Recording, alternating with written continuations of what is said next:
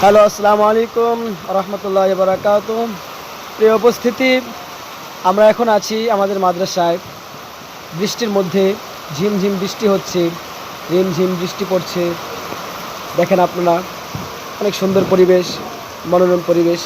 এই মনোরম পরিবেশে যদি একটু কোরআন তেলাওয়াত হয়, তাহলে তো আমাদের মন আরও প্রশান্ত, আরও প্রফুল্ল হয়। তো এমন পরিস্থিতিতে আপনাদের সম্মুখে আমার প্রিয় ছাত্র পবিত্র কালামুল্লাহ থেকে তেলাওয়াত করবেন। জি হুসাইন, তুমি বলো।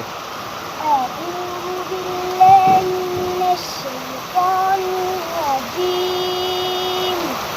بسم الله الرحمن الرحيم. والتين والزيتون